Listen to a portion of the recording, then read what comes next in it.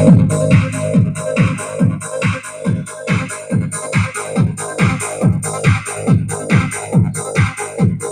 TV news मराठीमध्ये आपलं स्वागत.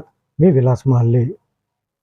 खरीप हंगामाच्या तोंडावर शेतकऱ्यांसमोर आव असून उभ्या असलेल्या अनेक समस्या घेऊन यवतमाळात काँग्रेस रस्त्यावर उतरली. यवतमाळचे आमदार बाळासाहेब मांगुळकर यांच्या नेतृत्वात काँग्रेसनं ट्रॅक्टर डबकीत मोर्चा काढला.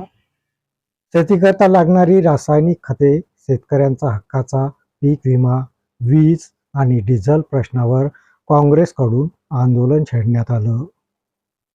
यवतमाळ शहरातील मेडिकल चौकापासून आंदोलनाची सुरुवात करण्यात आली. संविधान चौकातून हा मोर्चा थेट यवतमाळ जिल्हाधिकारी कार्यालयावर धडकला.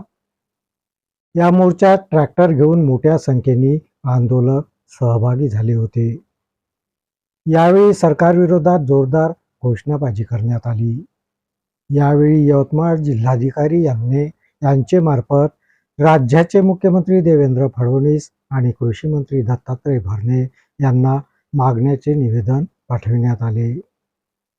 राज्य शासन सातत्याने शेतकऱ्यांच्या प्रश्नावर दुर्लक्ष करीत असल्याची घणाघाती टीका काँग्रेसचे ज्येष्ठ नेते तथा माजी मंत्री ॲडव्होकेट शिवाजीराव मोघे यांनी यावेळी केली.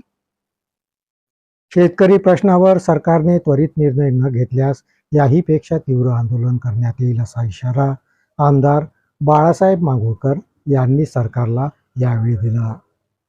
काँग्रेसच्या ट्रॅक्टर डबकी आंदोलनामध्ये काँग्रेसचे नेते, पदाधिकारी, कार्यकर्ते आणि शेतकरी हे मोठ्या संख्येने सहभागी झाले होते.